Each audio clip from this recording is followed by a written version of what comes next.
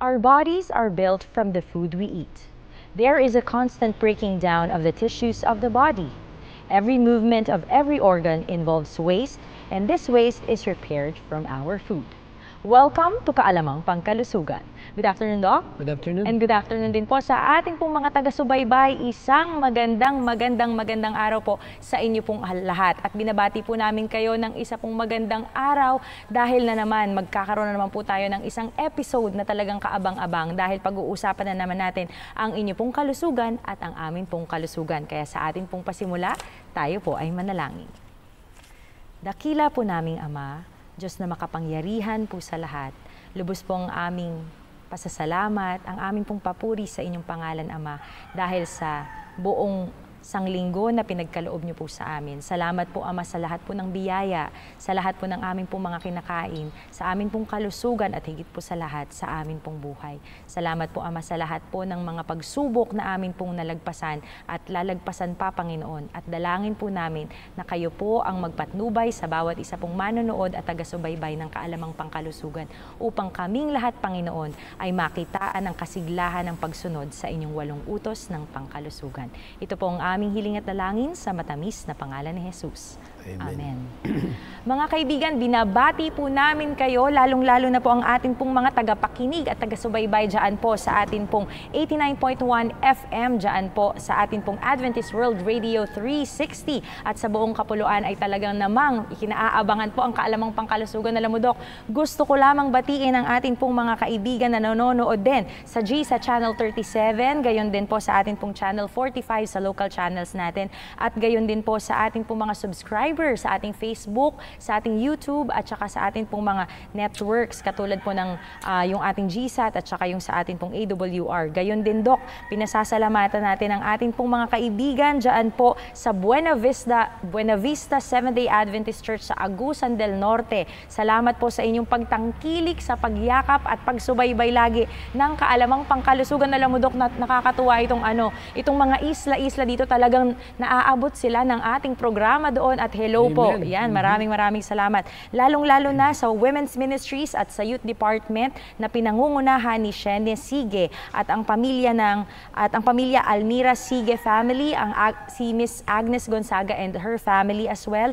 Gayon din po, nagpapasalamat kami kay Lieutenant Colonel Jovi Espinido at ang kanyang may bahay. Maraming salamat. Alam mo, Doc, ito yung gustong bisitahin tayo dito ng ating pong kapatid, Brother Jovi at ang kanya pong misis. Ay next time pagbibigyan natin yan kapag nagkaigi yung atin pong schedule, Doc? Yeah. Ayan. Talagang vegan na sila, Doc, at talagang makikita mo talaga sa kanila pong mga ngiti at sa kanilang balat na talagang parang magkakaedad lang sila nila, Doc, di ba, Doc? Ayan. So, with that, gayon din, binabati namin sila Brother Jerwin at si April Chavoso, kasama din si Baby Faith, ayan, katulad din po si Donald Sumarana ng Napolan, Pagadian City sa Zamboanga del Sur, gayon din si Charlene Faliorina Santiago, si Nerissa Aguila, at gayon din po belated happy birthday sa ating pong kaibigan si Tita Fergelina Palarca Cobero. At gayon din po, ito, Doc, may mga nagko-comment na sa atin ngayon, mamaya ay babasahin natin yan. At gayon din ang ating pong mga kaibigan na sumusubaybay po dyan po sa Bicol Region, sa Palawan, sa Mindoro. Nako, sobra at nag-iinit talaga ang kanilang pagtangkilik sa Kaalamang Pangkalusugan. Doc, kumusta naman ang iyong kalusugan? Okay naman. Actually, kalusugan naman ay laging available eh. Amen. Ang ating lang na bahagi ay pagyamanin mo at ingatan mo yung regalo na pinagkaloob sa iyo. Totoo. Kaya kung ating pag-uusapan ng ating kabuuan, ng ating buong pamumuhay, ay nakadepende yan sa tamang kaalaman. Kung tawagin nga natin ay knowledge. Amen. Di ba may kasabihan na ang knowledge ay kapangyarihan? Yes. Knowledge is power. So when we have the knowledge, then we have the ability to follow the right way. Kasi dalawa yan eh, isang mali at isang tama eh. Kung alam mong mamili ng tamang daan, maganda ang iyong magiging buhay. Kaya ang ating pinag-usapan dito, kaalaman, wisdom, pangkalusugan. Amen. Totoo, Doc, di ba? Right Kaya decision. marami yung walang alam eh. Totoo lang, nagkakasakit, umiiksi yung buhay kasi kulang sa kaalaman. Kasi mas priority pa nila yung magbigay ng panahon sa iba't ibang mga bagay na hindi naman mahalaga sa buhay. Samantalang ang ating pinag-usapan dito, kalusugan. Pinag-usapan natin, numero 1 kayamanan. Kaya nga sa page 74 ng Council on Diet, isa sa pinaka-importanting ministeryo, kawang gawa, ay ang pagtuturo ng health reform, o ng pangkalusugan. Kaya pala naisulat yan sa ikatlong aklat ng third yan. Ang sabi, I wish above all things that thou mayest prosper and be in health, even as thy soul prospereth. Amen. Bakit? Ito yung admonisyon, ito yung bakit na ito yung gusto ng Panginoon sa mga anak niya. Dahil ibig niya na tayo magkaroon ng kabuuan. Pag sinabing buong pagkatao, kaluluwa, ay kailangan natin itong makita yung kahalagahan nito. Kaya sa unang Thessalonian, hindi ko makakalimutan yan eh. Bago dumating ang Panginoon sa Kristo, ay peperpekin pala natin, iaayos pala natin na may kasakdalan, kabanalan, at malinis ang ating buong pagkatao bago dumating ang ating Panginoon sa Kristo sa sanlibutan. Alam naman natin, Jesus is coming very, very soon. Yes. Kaya hindi ko malimutan itong 3SM 292 na yung mga nagsisipaganda sa ikalawang pagparito ng Panginoon ay walang sakit. Totoo. Yeah. Di ba, Dok? Kaya health is wealth. Yes, amen. Health and happiness. Amen. Health and home. Amen. So paano tayo magkakaroon ng ganitong uri ng kaligayahan? Kaya binigay sa atin yung librong Healthful Living. Amen. Grabe, Dok. Ang endorsement natin sa lahat ng libro Kasi ng Spirit of paano Prophecy. ka magkakaroon ng Healthful Living kung hindi mo binabasa yung libro ng Healthful Living? Yes, totoo. Nilagay na lahat dito. Kaya nung nabasa ko ito, sabi ko, wow, this is something for all. That we must understand that we have work to do. Amen. As part of this very special group Totoo. na pinagkalooban ng Panginoon. Kaya habang pinag-aaralan kayo Sabbath School lesson natin, itong ginawa ng Panginoon sa mga disipulo, nung binasa ko yung Ministry of Healing, ang una palang ginawa ng Panginoon more on healing eh. Yes, Pati disipulo yun din eh. Pinag-usapan natin yung discipleship. Bakit ang Panginoon spend more time in healing than preaching? Totoo, Dok. At ito yung ginaya ng disipulo. Amen. Kaya pala doon sa page 62 ng Testimony Volume 7, ay binanggit doon yung every member of the church should take hold of medical ministry work.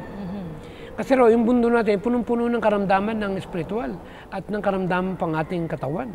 Na kailangan atin daw na abutin at iparating itong ganitong uri ng kaalaman. And that's what kaalaman pangkalusugan all about. Amen. Thank you so much, Doc. Alam mo, Doc, ang pinaka-sahol sa atin pong mga manonood, kung meron kayong comments, meron kayong suggestion, or meron kayong mga suggested topics dito po sa Kaalamang Pangkalusugan, ay isend nyo po yan dito po, lalo na sa mga numero po na nasa screen nyo po.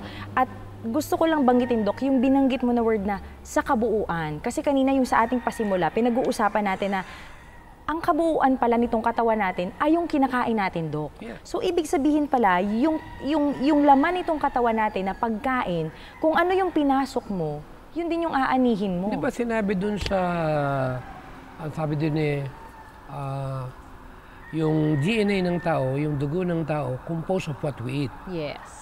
Alam naman natin na 92% ng laman ng ating dugo o 92% ng laman ng human DNA ay minerals. Kaya pag kumain ka ng tinatawag na mga acidic na pagkain, katulad ng mga matatamis, uminom ka ng kape, uminom ka ng alak, kumain ka ng mga acidic food na mga flesh food, ang tendency, yung minerals mo sa loob ng katawan ay nababawasan. At pag nagkulang ng mineral, yung DNA, damage ang ating main na lugar na pinanggagalingan ng organ. Yes. Kaya marami yung may diferensya sa iba't ibang parts ng katawan.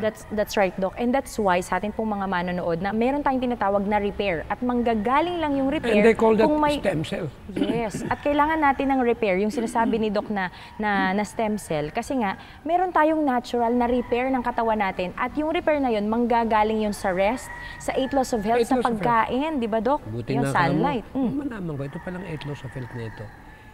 Ito pala iisa lang ang bigat nito. Nakaparehas ng 10 utos. Amen. Totoo, Doc. Kaya lang, kung pagkamisan, para bang nakatutok lang tayo sa 10 utos, hindi natin alam yung utos na huwag kang papatay. Alam mo na pwede mong patayin ang iyong katawan. Totoo. Ng hulugan. Yes. At pwede mo bang mapagnakawan ng panahon, ang time ang iyong katawan. Totoo. Kung for example, alas 8, alas 9, dapat tulog ka na. Yes. Ninakaw mo, ginamit mo sa cellphone. Totoo Eh, di magnanakaw ka. Oo nga. Di ba? Thou shall not steal, pero magnanakaw pala tayo ng pahinga ng ating katawan, mga kaibigan. Kaya kung titingnan natin ang 8 laws of health, pag sinabing nutrition, ibig sabihin yan, alamin mo. Even the medical science of today, I am always mentions that the main problem or the main reason why people are developing disease by not getting enough nourishment. At kung titingnan natin ang true nourishment ng ating katawan, hindi naman po pwedeng ma-deliver yan kung walang presence ng oxygen. Yes. Kaya bago tayo pumunta sa ating actual na topic, kasi pinag-uusapan natin ay karamdaman, dito kay Ms. White, ay kasi sa amin na nagkakasakit. Ang sabi dito sa page 171, Sa healthful the living. health of the entire system depends upon the healthy actions of the respiratory organ. In order to have good blood, we must breathe well. The lungs, in order to be healthy, must have pure air. Dito, malalaman mo na. Kung baga sa korte, humarap ka, alam mo na kung guilty ka o hindi. Oo, nasalamin mo na. Kaya sabi pa dito, the strength of the system is a great degree dependent upon the most pure, fresh air breath. If the lungs are restricted, the quantity of oxygen received in them is also limited. The blood becomes vitiated and disease follows. Hindi pinag-usapan natin ng karamdaman. Ngayon ang tanong, ala ba tayong nararamdaman na konsensya o guilty? Totoo, Dok, di ba? Wala ba tayong konsensya? Ito yung mabigat. Ang sabi pa rito, stomach, liver, lungs, 173, and brain are suffering for want of deep, full inspirations of air, which would electrify the blood and impart to it a bright, lively color, and which alone can keep it pure and give tone and vigor to every part of the living machinery. Ang tanong, sino yung humihingi ng tawad, Lord? 10 taon na akong humihinga ng polluted air. Pwede mo ba akong patawarin?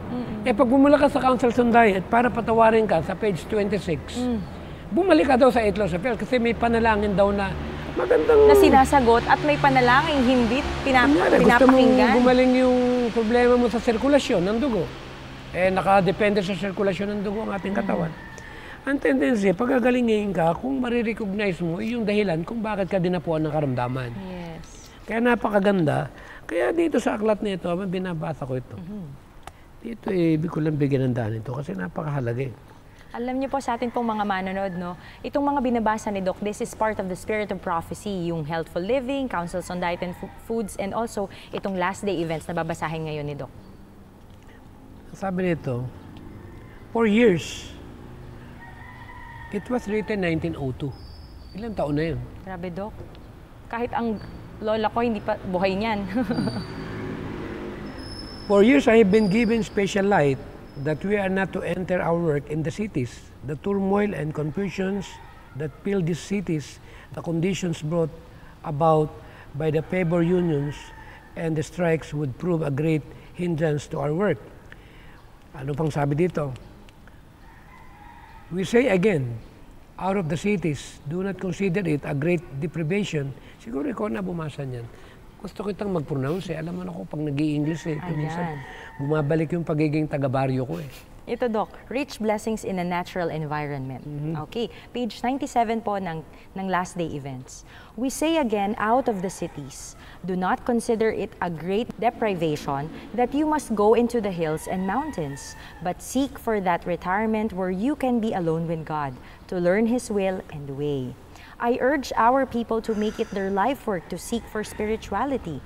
Christ is at the door. This is why I say to our people, do not consider it a privation when you are called to leave the cities and move out into the country places. Here there await rich blessings for those who will grasp them by beholding the scenes of nature, the works of the Creator, by studying God's handiwork.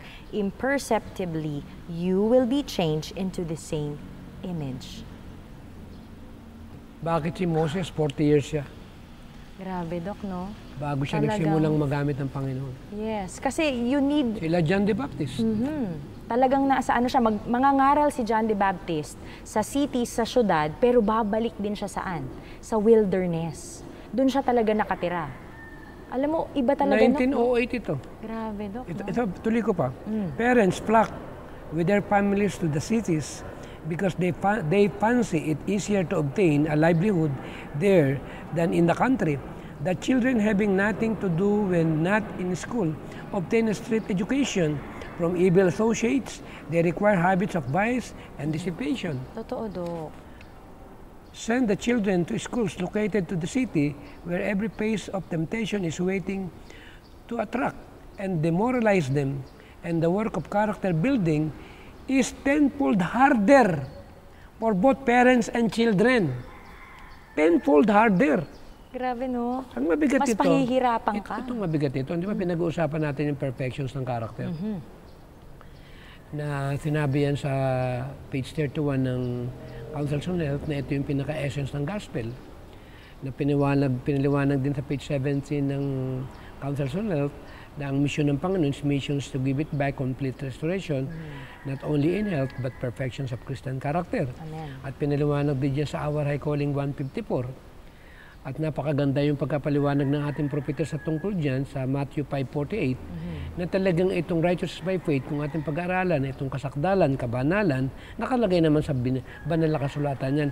At kung babasahin natin ang Son and Daughters, the whole month ng August, puro ang pinag-uusapan dito yung kung paano natin ma-appreciate yung dugo ni Kristo na isaayos natin ang ating pamumuhay bago siya dumating sa sanlibutan ito. So ang pinakamatindi rito, ito yung bahagi ng sabi nga rito, there is not one family in 100 who will be improved physically, mentally, and spiritually by residing in the city. Siguro pakibasa mo. Ito po sa page 98 ng Last Day Events. There is not one family in 100 who will be improved physically, mentally, or spiritually by residing in the city. Faith, hope, love, happiness can far better be gained in retired places where there are fields and hills and trees. Take your children away from the sights and sounds of the city, away from the rattle and din of streetcars and teams, and their minds will become more healthy. It will be found easier to bring home to their hearts the truth of the Word of God. Totoo, Dok. Kasi merong peace of mind, merong clarity. Kasi yung sobrang busy, sobrang trabaho, yung pagod. Yung mabigat dito, yung wala raw isa sa 100. Yes. Ang makakabuo ng kalusugan, mental and spiritual. Aba, ayokong ilagay yung sarili ko doon sa tinatawag Totoo, na... Dok. Saka ako lumaki akong probinsya. Yes. Ngayon ko lang na-realize na yung tama yung magulang ko eh. Kasi gawa ng mga pangarap, gusto nating maabot natin yung mga ano man yung bagay na gusto nating makamtan sa buhay. Pero sa totoo lang, dito ko na-realize na pagpala, nung araw kasi kami, 8 kami eh. Hindi naman kami nakaranas ng gutom eh. Kasi may palayan kami, may gulayan kami, sabay-sabay kami kumakain. Masaya kami. At kahit walang pera, hindi kami takot. Bakit? Meron kaming kakainin eh. Totoo, Dok. Alam ba na darating ang time na tatanggalan tayo ng lahat ng ating tinatangkilik? Yes, Dok. Paano kung hindi ka ready doon? Tatanggalan Wala tayo. kang There will come a source. time that you cannot buy, you cannot sell. Yes. Nasa Revelation 13 yan. Saka talagang ang sabi nga, kung babasahin natin yung libro ngayon tungkol sa country living, darating ang time na napakaraming problema ang syudad. Lindol, baha, Totoo. at Sunog, sakit. yes. Lahat, Yung, Dok. kung nababalitaan na nila ngayon yung mpox, yung monkeypox. At meron ngayong bagong genetically modified na mosquito, Yes. GMO, na nasa 50 million daw yung natuklasan na bilang sa Amerika. Grabe, Dok. And even sa lungs natin, Dok, sa Australia, sa ibang bansa, lalo na yung mga malalamig na lugar. Eh lalo ngayon, kitang-kita na natin yung tinatawag na mga sinisimula na yung mga cashless society. Kahit nga sa Australia, sabi ng pamangkin ko, hindi na sila gumagamit ng cash. Grabe, no? At darating ang time na bibili ka, sa kamay mo na lang i-scan yung bibili mo. Eh ang tanong dito, kawawa yung nasa syudad. Iba yung may sariling lugar ka na natataniman para kung dumating yung crisis, maitayo mo yung katotohanan. Kasi pag nagutom ka, believe me, ibang usapan yan. Totoo, Dok. Parang ano yung word na yun? Yung parang ipagkakanulo mo pati yung kaluluwa mo para lang yung makakain ka. Israel during the time of AD 70, kinain yung anak nila sa gutom eh. Grabe, di ba, Dok? Sobra. Lalo na, magkakaroon ng tinatawag na world crisis. Alam naman natin, ang mahal na ng bilhin. Alam ba ngayon, I'm sorry to mention this, ang 1 million yun, walang value. Grabe, no, Dok? Nung araw, pag may 1 million ka, astig ka na eh. Yes. Ngayon, pag minamalas-malas ka, Sobra, no? hindi naman tatagal eh. Totoo, Dok. Ngayon, ang tanong dito, paano kung umabot tayo? Kaya ito, part ng ating edukasyon to. Nakitang-kita natin itong tinatawag na, alam mo, tinignan ko sa internet yung Earth Sabbath. Ni-research ko. Yes. Saka yung pinagmitingan sa G7 na may kinalaman sa tinatawag na global warming.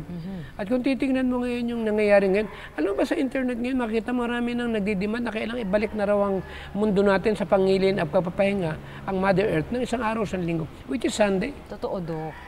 Family Day. Kaya ang tanong natin dito, ang point natin dito, tayong mga nakakaalam ng katotohanan, ang maganda rito yung binanggit sa John 10:27 yata yun eh. Ang sabi doon na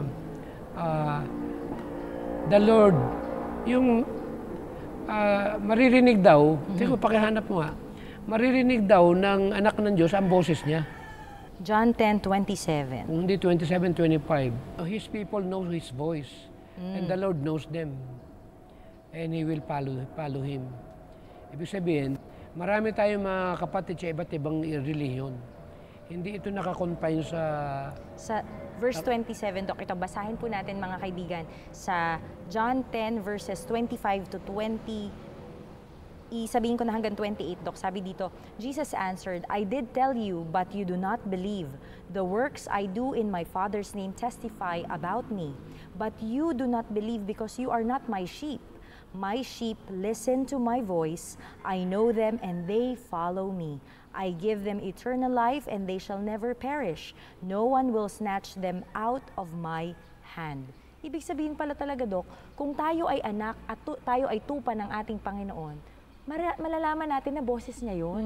At may mga anak ng Diyos sa iba't ibang pulutong. Yes, hindi lang naman sa common isang sasabihin denomination. Natin, miyembro ka ng Adventist, dito lang yung ililigtas. Totoo, Hindi that's totoo true, yun. Doc. That's May true. anak kang Diyos sa Catholic, may anak kang Diyos sa iba't ibang pulungan. Yes, totoo, Doc, no. Ako, sa totoo lang po sa atin pong mga manonood, nagpapasalamat ako kasi yung kaalaman, yung karunungan, at yung mga libro po natin katulad nito, yung Last Day Events, lalo na we are living in the last days, and yung Councils on Diet and Foods, the Ministry of Healing natin, Healthful Living natin, lahat ng nasa Spirit of Prophecy, magkakakonekta po siya.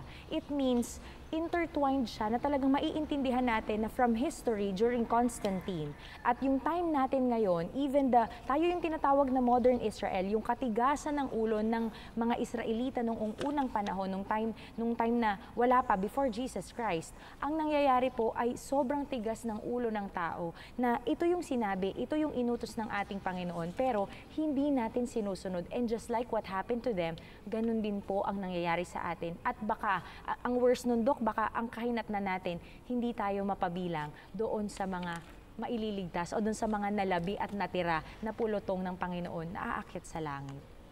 Ay sayang. Yes. I think it is really a high time for our beloved people to wake up and to realize that the time of what we are now living is not an ordinary time. Yes. Because as we look at the rapid turnover, especially the end-time prophecy, when we read Book of Daniel and Book of Revelations, the last day events and the great controversy, give us some sort of very strong reminders that we must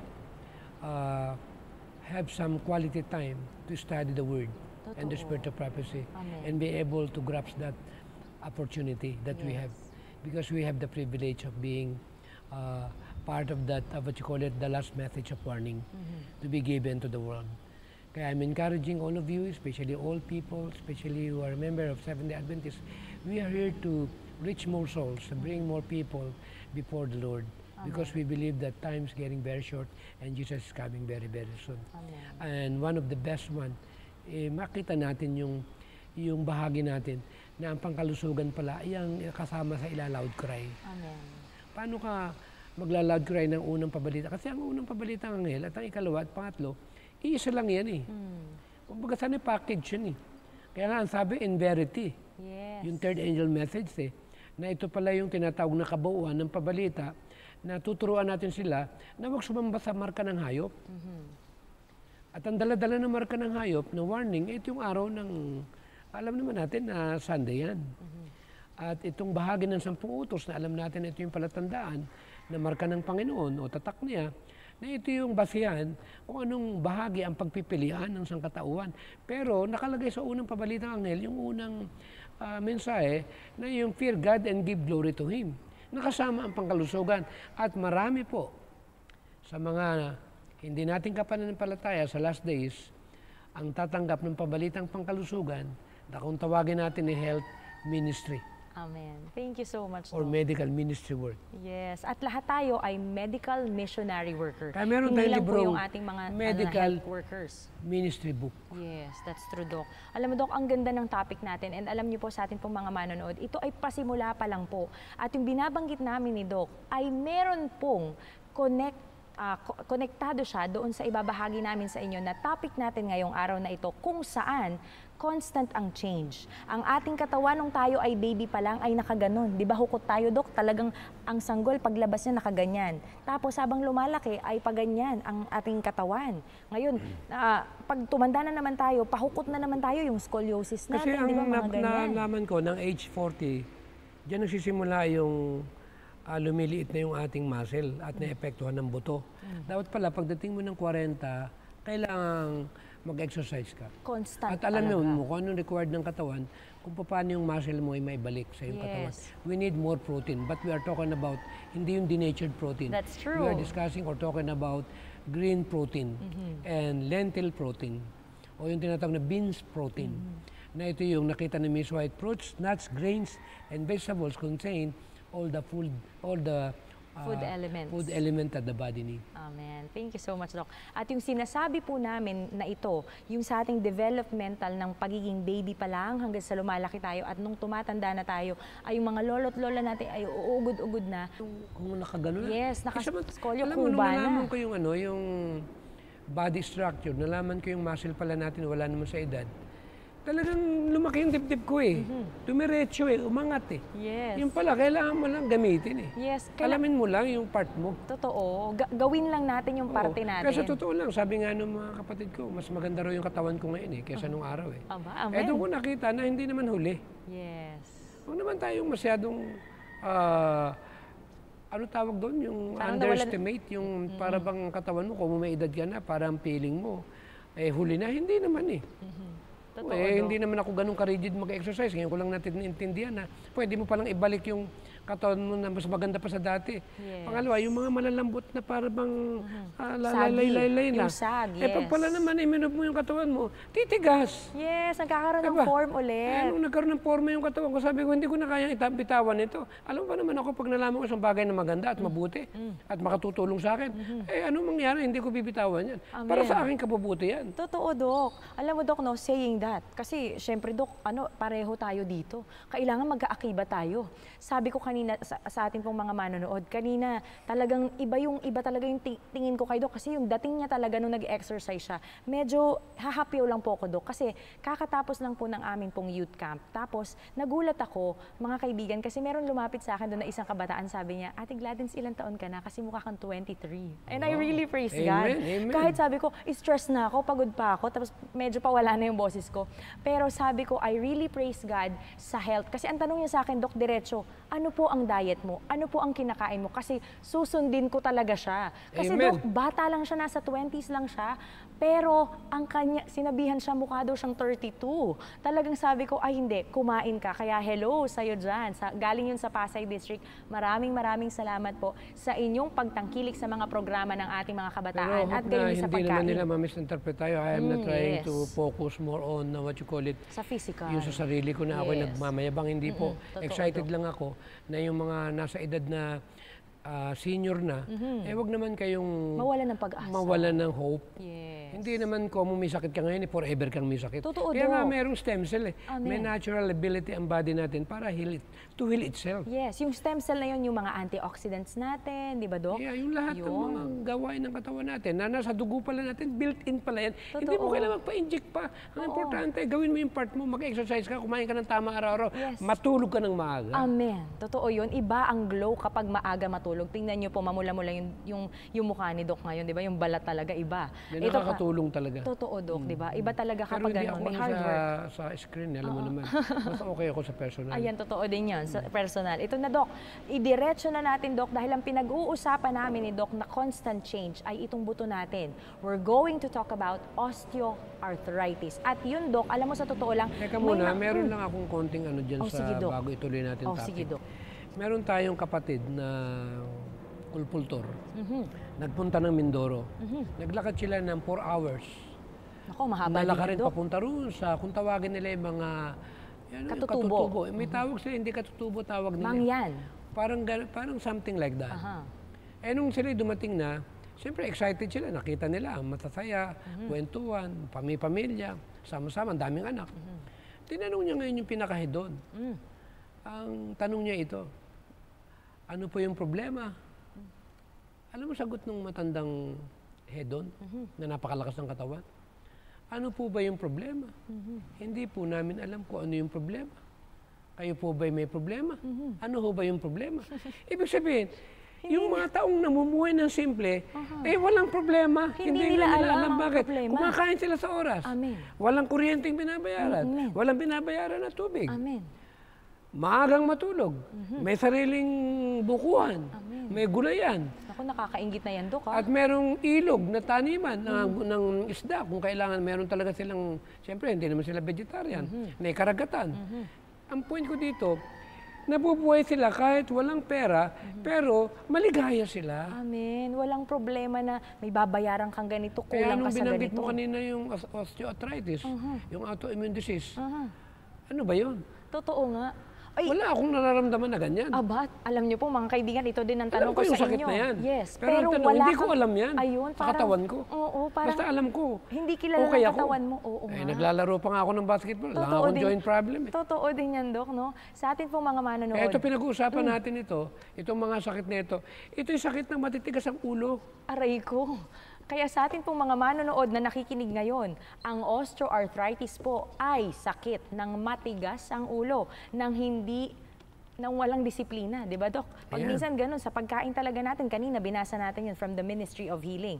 Ngayon ito, osteoarthritis, may nais ka bang ibahagi, Oh, Doc? good. Okay, sige, ito, Continue, sabi yeah. dito, osteoarthritis, it is an autoimmune disease and it causes yung mga sakit natin sa kasukasuan natin, pamamaga ng ating mga joints, at yung paninigas ng ating mga daliri, lalo na yung sa big toe natin, sa hinlalaki natin.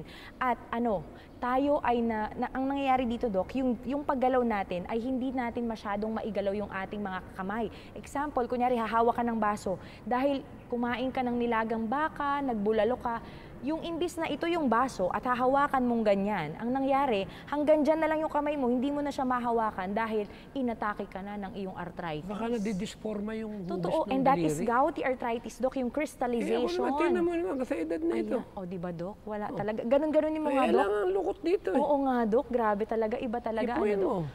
Oo nga, Doc. Grabe. Wala talaga akong masabi. Hindi ko alam yan eh. Oo nga. Hindi mo siya Sabi nga kilala. nung katutubo, may problema. Totoo nga yan, Doc. Ano ba yung osteoarthritis? Ano ba yan? Oo nga. Ayan. Sa atin pong mga Pero manonood. gusto mo sagutin natin diretsuhan? Oo, sige, Doc. Yung wag na tayo magpaligoy-ligoy. Yes. Kasi ang ating kaalaman pang kalusugan, to be honest, ang ating pinag-uusapan dito, the natural way, to focus more on the main cause. Totoo. The main root. Ano ba At yung... kung alam natin yung main dahilan? cause or main root, madali nating maagapan ito. Yes. Siguro, daanin muna natin sa banal na kasulatan. Amen. Sige, Doc. Bumalik tayo dyan. Sabi rito sa Deuteronomy 28, basahin muna natin doon muna tayo sa good news. Yes. Bago tayo pumunta sa Yung bad pangako, news. yes. Yung sinabi ng ating Panginoon. Siguro ikaw bumasa muna ng good news sa 28. Anong verse, Doc? Sa 28, simula. sa simula. Okay, sa simula. Ito, ang sabi po dito, yung blessing ng pag-obey. Yeah. Okay, ito, sabi dito mga kaibigan, in chapter 28 of Deuteronomy, "Now it shall come to pass, if you diligently obey the voice of the Lord your God, to observe carefully all His commandments, which I command you today, that the Lord your God will set you high above all nations of the earth. Amen. And all this blessing shall come upon you and overtake you, because you obey the voice of the Lord your God. And blessed shall you be in the city, and blessed shall you be in the country, and blessed shall be the fruit of your body, the produce of your ground, and the increase of your herds, and the increase of your cattle, and the offspring of your flocks. And blessed shall be your basket and your kneading bowl. Blessed shall you be when you come in, and blessed shall you be when you go out. The Lord will cause your enemies who rise against you to be defeated before your face, and they shall come out against you one way and flee before you 7 ways. And the Lord will command the blessing on you in your storehouses and in all to which you set your hand, and He will bless you in the land which the Lord your God is giving you. The Lord will establish you as a holy people to Himself, just as He has sworn to you. If you keep the commandments of the Lord your God and walk in His ways, then all peoples of the earth shall see that you are called by the name of the Lord, and they shall be afraid of you. And the Lord will grant you plenty of goods in the fruit of your body, in the increase of your livestock, and in the produce of your ground, in the land of which the Lord swore to your fathers to give you. And the Lord will open to you His good treasure, the heavens, to give the rain to your land in its season, and to bless all the work of your hand. You shall lend to many nations, but you shall not borrow. And the Lord will make you the Amen. head and not the tail. You shall be above only and not be beneath. If you heed the commandments of the Lord your God, which I command you today, and are careful to observe them, so you shall not turn aside from any of the words which I command you this day, to the right or the left, to go after other gods, to serve them. Amen, Dok. Amen. Oh, kunin mo ngayon yung pinaka-thought niyan. Grabe, Dok. Maghihirap ka ba? Hindi, Dok. Hindi ba yayaman ka? Amen. Yes, Dok. Walang hirap, walang pagod, pinag-uusapan dito madali yung lang. pagsunod eh. Kung, di ba, abide in me and my word abide in you, you shall ask and it shall be done unto you. Yes. Matthew 5, 15:26 ba yun? I'm sorry. John 15:7. Abide in me and my word abide in you, you shall ask and it shall be done unto you. So ang pinapoint ko rito, ala tayong hindi ka pagkukulangin, pasasaganain ka, magiging ulo ka, at lahat ng blessing ibibigay niya sa iyo. Amen. Kaya pag meron kang pagkukulang, unang-unang tingnan mo, baka mali yung pamamaraan mo, na hindi ka naka-align dun sa kalooban ng Panginoon na binigay sa tao. Totoo, Dok. Pasahin naman natin yung kung tawagin na yun sa kabilang side. Ayan. Ang sabi rito, but it shall come to pass, if you do not obey the voice of the Lord, your God, to observe carefully all His commandments and His statutes, which I command you today, that all these curses will come upon you and overtake you. So pag sabihin pala, hindi ka naman sumunod, eh mayroong kabayaran na sumpa. Ano pa sa Tagalog yung curse? Sumpa. Sumpa. Curse shall be in the city and curse shall be in the country. Kabaliktaran. Pero para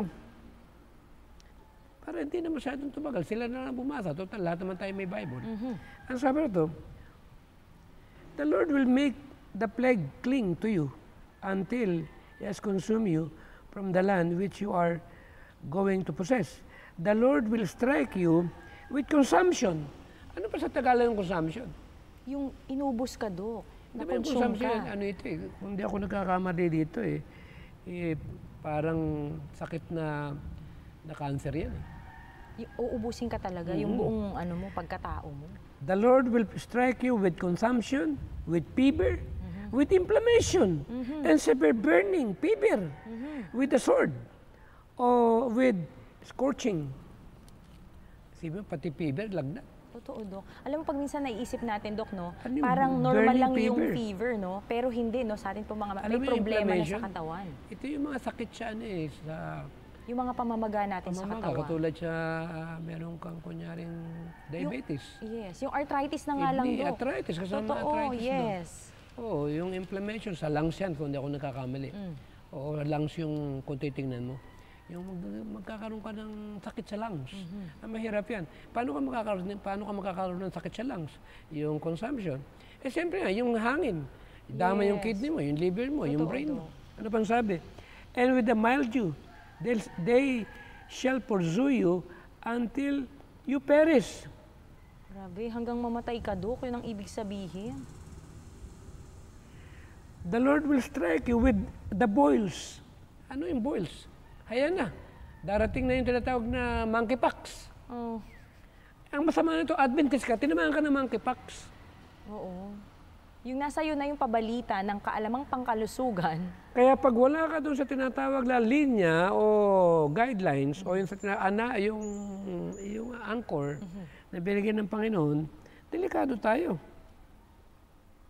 Ano ang matindi pa rito? The Lord will strike you with the boils of Egypt, with tumors, Grabe, Dok. with a scab, and with the itch, Grabe, lahat na from yata. which you cannot be healed. Aba, hindi gagaling. The Lord will strike you with madness, mainit ng ulo, Actually, Dok, ano and yan? blindness, Yan na yung pagkabaliw, Dok. confusions of the heart. Nako, kayo na ho bumasa. Ayoko yung bad news. Doon ako Mahirap sa pala. good news. Yes. Mas madali, mga Kaya yung mga kaibigan. arthritis, osteoarthritis, ang tawag dyan, cursed. Sinumpa. Bato-bato May sa langit. sumpa. Ano, pinagbawaaralan natin ba talang katulatan? Totoo. Bakit? Hindi ka sumusunod. Ibinigay na sa yung 8 laws of health. Gamot. Ayaw mo. Kaya tinamaan ka ng coronavirus. Ako, hindi tinablan yan. Sabi ko, vegetarian ako. Nag-i-steam ako kahit na wala akong sakit. Nag-exercise ako. Uminom ako ng tubig. Fresh air ako. Anong reason para magkakasakit ako? Totoo, Dok. Hindi ako tinamaan. Amen. Praise God. Kaya itong darating na monkeypox, pagandaan natin to. Mag-8 laws of health na tayo. Amen. Mag-change na tayo ng diet natin, mga At huwag natin kaibigan. paglabanan yung kung maganda ba ang vegetarian o yung part ng kaligtasan.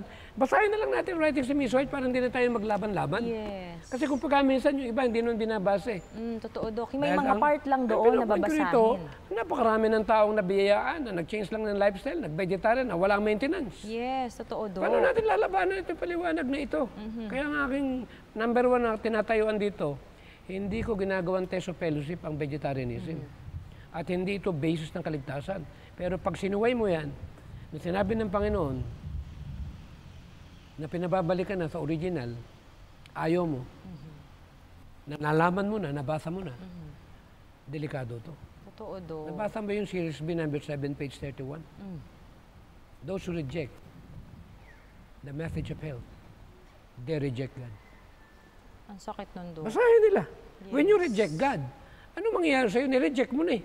Oo, parang you are rejecting You the are Holy committing Spirit. unpardonable sin. Yes. For example, alam mong may sakit ka sa puso, alam mong may lang problem ka, uubo ka, eh nakita mo yung 8 laws of health, hayaan mo na yan, bahala na Panginoon sa Oh, atin. ni-reject mo, Dok. Yun ang ibig sabihin nun. Yeah, hayaan mo na yan, ayaw mo eh.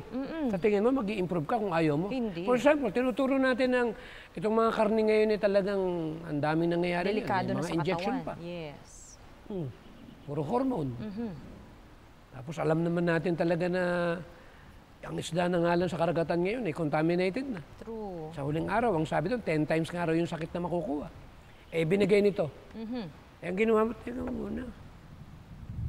Eh, bakit naman nung panahon ng disipulo, eh, kumain sila ng isda? Totoo eh, yan, kung compare Dok. mo yung panahon ng disipulo, Kaya nga, alam mo, Dok, may nagtanong sa akin ng ganyan. And the answer is, nung time na yon, mga kaibigan, Jesus Christ, and this is AD, after death ni Jesus Christ, yung councils on diet and 2,000 foods. taon nang mahigit yun. Yes. Kasi 2,000 years, Adam and Eve. Ito yung sagot ko riyan. Nung time ni Mrs. White, Hindi siya binigla ng Panginoon. Hindi ko ba kung bibigyan ka ng flashlight o liwanag, dadaling ko sa mata mo kaagad? O, hindi, Dok. Ma-appreciate mo? Hindi, Dok, mabubulag ako Eh nun. bakit si Mrs. White inantay ng Panginoon na pinahintulot siya kumain ng karne? Yes. Itlog eh. Mga cheese na yan eh. Totoo, Dok. Eh nung nagkasakit, Gatas. Oh. sabi ni Mrs. White, baka naman po pwedeng tulungan ninyo ako kung paano mawala ito. Yes. Ibinigay ngayon yung mensahe Totoo. ng pagre-reforma ng pangkalusugan. Totoo. That's why Sinunod. it's written. Yes. Sinunod. Namatay siya na faithful. Amen. Ayon sa last Vegan. chapter. That's true, Vegan. Dok. Ngayon, namatay si Mrs. White anong year? Oh. Anong year nga ba, Dok? 1915. Grabe, Dok. No? Namatay pa, birthday ko pa. July 16. Aba. Talagang para sa'yo talaga, Dok, ang Reformation. Ang point natin dito, ilang taon na yun mula nung 1950 na namatay siya na pinatunayan niya naging faithful health reformer siya na hindi na rin siya kumain ng cheese at itlog. At the end. Nung una, medyo hindi pa niya alam eh. Nung later on, sinabi ng Panginoon, lubusin mo na. Grabe, Dok. Ang point natin, sino ba propetisa natin? Si Ellen White. Hindi ba nung araw pa sa Biblia, bakit laging dinidespise ng God's people? Sila Jeremiah, Nehemiah, Josiah, Isaiah. Ito yung sakit natin eh. Nag-iisa na nga lang na babaeng walang pinag-aralan eh. Nire-recognize na nga ng American Health Federation ito eh. As a number 1 authority pagdating sa pangkalusugan. Ang tanong, sino sa mga Adventist ang kabisado ang Council on Diet at Ministry of Healing? Healthful Living. Wala pa akong nakilala, Dok. Pag ito'y nabasa natin, hindi ka magkakasakit. Amen. That's the secret Kung to gagawin a healthy mo. living. Kung gagawin mo. Yes. If you obey, if we obey, mga kaibigan. Kaya kung meron po Kaya kayong bato-bato sa langit. katanungan. Kung sakaling ganito lang ako magsalita kasi mahal kong mga kapatiran natin. Yes. Alam mo, Dok, gusto ko lang mag-share ng ganyan. No? Nabanggit ni Dok na the reason why ganito magsalita si Dok na very diretso po dito po sa kaalamang pangkalusugan. And even myself, ako, I find myself talaga na strict. Kasi may pagkateklesa kasi ako. Hindi naman para dahilan sa may pinatatamaan ako. Yes, totoo, Dok. Hindi naman ganon. Kasi pag part ka ng family, hindi ba kami, kahit kami magkakapatid, kami walang kwentahan eh. Kunyari yung kapatid ko, medyo naging taklesa, nakapagsalita ng bagay na parang hindi maganda sa pandinig ko. Palibas sa kapatid ko yun, alam ko mahal ako nun. Totoo, Dok. Ito nga, Dok, may ibabahagi ako, lalo na sa ating pong mga kabataan.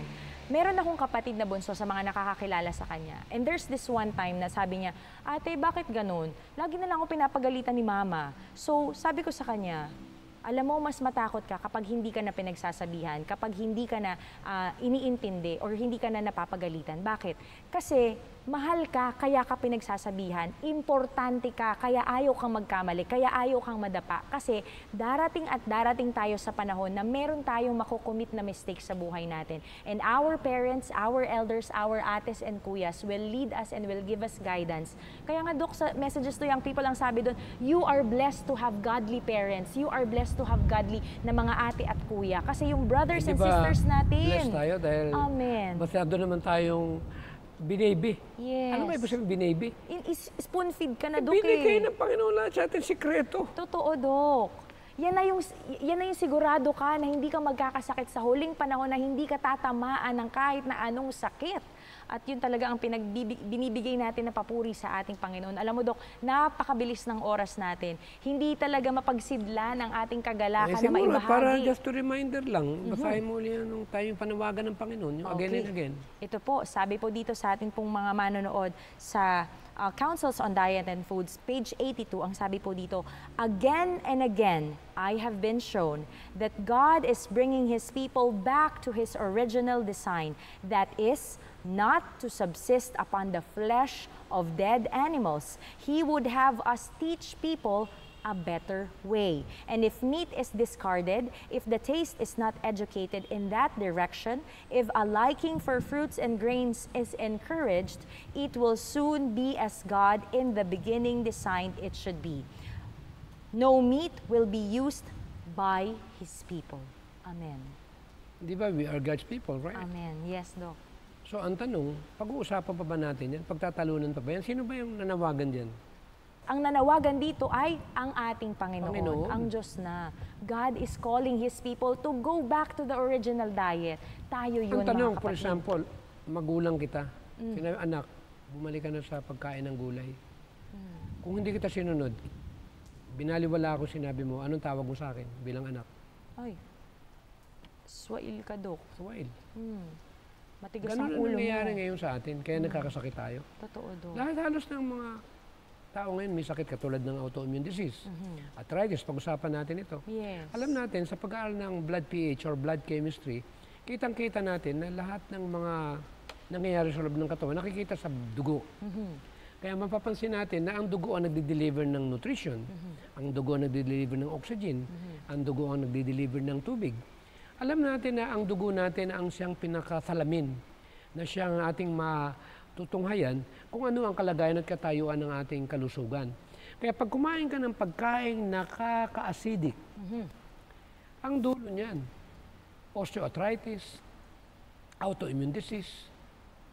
Meron pang mga ibang arthritis, hindi lang Yes. naman yung osteoarthritis at saka Yung gout, may gout pa at meron pang carpal tunnel syndrome ba yun? ayan, dito yung Dok, sa Oo, kamay yung mga natin. kung ano-ano pang nararamdaman sa mga joint. Maraming uri ng arthritis eh. Yes. Pero ang tanong dito, isang pamilya lang yan. Totoo, Dok. Iisa lang, iisa lang ang pinanggalingan ng dahilan. Yes. Ang dahilan, katigasan ng ulo natin kumain ng hindi tama. Alam mo ba na pag pala na-cleanse ka at nag-change ka ng lifestyle, hindi ka kumain ng hapunan, nag-vegetarian ka, in 3 months time, mawawala yung arthritis na yan. Totoo, Dok. Iba talaga kapag yung meron tayong pagsunod sa atin pong sa atin pong 8 laws of health. Saka yung curcumin, yung tinatawag na ginger, normally bumibili iba ng tinatawag na supplement or vitamins Yes. na ang sabi nga curcumin. Pero sa totoo lang, nasa ginger yan eh. Totoo, Dok. Sa turmeric specifically. At ito po yung At nagpo-produce ng anti-inflammatory yellow pa. At color niya. may tawag pa rito yung natural pain reliever pa. Yes. Kaya maganda yung gumamit tayo ng mga natural na paraan. Totoo, Dok. Ayan, Kung maraming salamat. ano ba sa Tagalog yung turmeric? Luya lang din yung Dok eh, yung Diba luya? luya. Kasi iba't iba yung klase ng luya natin. So, meron tayo yung turmeric na luya, tapos yung dilaw, tapos meron yung sobrang kulay. Yan, okay. So, alam mo, Dok, ang dami pa natin gustong ibahagi sa atin pong mga kaibigan. Ngunit talagang kulang talaga tayo sa oras ng atin pong pinag-uusapan Pero pagka ito. medyo masakit pa, lagyan nila ng castor oil Ayun. na merong black salt. Oh yes, that's true, Dok. Poulticean nila. That's true, Dok. Sa atin pong mga manonood, no? Makakatulong din yan. Yes. At saka, Dok, maganda rin to sa buhok, lalo na, Dok, sa mga kaibigan natin na medyo duminipis ang ating buhok. Pero babanlawan niyo po, mga kaibigan. Babanlawan po natin. Ako, hindi ko na nababanlawan. Hindi mo na nababanlawan, Pag Dok? nilagay ko bago matulog, diretso na hanggang kinabukatan. Ganun ba? Wala naman side effect, okay naman. Okay, ayan. So, ayan, personal testimony ni Doc. So, Kasi kaya nang binabanlawan, kasi parang naman hindi sumama sa unan. okay, Kasi mabango ayan. naman ng castor oil. Ayan, okay, sige. Saka Thank kung you. sila matutulog, kumuha sila nung lavender. Alam mo ginagawa ko para masarap ang tulog mo? Ano, Dok? Ipatak mo sa unan mo yung lavender oil. Yes. Maaamoy mo ngayon, parang relaxing siya. Kasi pag nakatulog ka ng maaga, nagre-repair yung arthritis. Totoo, Dok. Pero Dok pasintabi lamang po sa atin pong mga manonood kasi meron siyang side effect, especially kapag na-ingest natin or nainom natin yung castor oil. And meron tayong, magkakaroon tayo ng diarrhea, nahihilo tayo, pwede tayong mahilo, pwede tayong magkaroon ng pananakit ng tiyan natin, pagsusuka, at yung medyo nahirapan tayong huminga, at saka yung skin rashes natin sa Alam mo ating yung pong castor mga oil, kaibigan. ipahid mo lang dito, nakatulong yun sa katarata. Oo. At dun sa mga satyan, Pangpahid lang. ipahid mo sa tiyan. Pahid lang. Ayan. So maraming salamat po sa atin pong mga manonood. And also, Doc, thank you so much po. Sa atin pong mga manonood, kung meron kayong mga katanungan, mga suggested topic, at meron po kayong mga komento dito po sa Kaalamang At ang Pangkalusugan, ay kasagutan isend nyo dun lamang po yan sa- sa mga numero po. Ang kasagutan, Deuteronomy 28, sumunod ka muna. Yes, we need to obey Deuteronomy chapter 28, the whole chapter, mga kaibigan. If we follow, if we obey, hindi po tayo magkakaroon ng karamdaman. Kaya, Doc, alam mo, At walang sakit na hindi kayang gamutin ng Panginoon. amen, totoo yun, Doc, no? Kasi trabaho niyang pagalingin ka. Yes, He Kaya is lang, the great siguro bago healer. tayo matapos, wala namang masama kasi pinag-usapan natin dito yung remedy, di ba? Yes. Dahil sakit ng pinag-usapan natin. Tingnan natin kung paano papagalingin ng Panginoon para in that way, maalala natin na meron tayong bahagi. Pakibasa 26. Paalala lang yan, ay gamot sa taong may sakit. Sa atin po mga kaibigan, sa atin pong pagtatapos ay nais po naming ibahagi sa inyo ang nakasulat po sa Counsels on Diet and Foods. Many have expected that God would keep them from sickness merely because they have asked Him to do so. But God did not regard their prayers, because their faith was not made perfect by works. God will not work a miracle to keep those from sickness who have no care for themselves, but are continually violating the laws of health, and make no efforts to prevent disease. When we do all we can on our part to have health, then may we expect that the blessed results will follow, and we can ask God in faith to bless our efforts to the preservation of health. He will then answer our prayer, if His name can be glorified thereby. But let all understand that they have a work to do. God will not work in a miraculous manner to preserve the health of persons who are taking a sure course to make themselves sick by their careless inattention to the laws of health. And those who will gratify their appetite and then suffer because of their intemperance and take drugs to relieve them may be assured that God will not interpose to save health and life, which is so recklessly periled. The cause has produced the effect, and many, as their last resort, follow the directions in the Word of God and request the prayers of the elders of the church for the restoration to health. God does not see fit to answer prayers offered in a behalf of such, for He knows that if they should be restored to health, they would again sacrifice it upon the altar of unhealthy appetite. Sa atin pong pagtatapos, mga kaibigan, tayo po ay pangungunahan ni Doc Tam sa atin pong panalangin. Our loving Heavenly Father, we want to thank you again for such a great time that we have, that we're able to understand why people are developing disease. And we pray, Heavenly Father, that your continuous blessings and guidance, especially to our beloved people who are watching over us, we pray, dear Lord, that you will empower us to continue in strengthening our faith and learn something that without God in our life, we know that we will become miserable. And dear Lord, this afternoon, we would like to ask your special blessings and protections as we finish this a very special program. Tulungan kami, Panginoon, na lagi niyo kaming bantayan. Tulungan ang aming mga tagapakinig na aming maintindihan na itong mensahe na aming napapakinggan ay kaloob ng Panginoon para maintindihan namin na binigay ninyo sa aming mga kamay ang desisyon kung anong aming gagampanan at susundin dito sa pagpili ng mabuting bagay at mga bagay na naging dahilan ng karamdaman.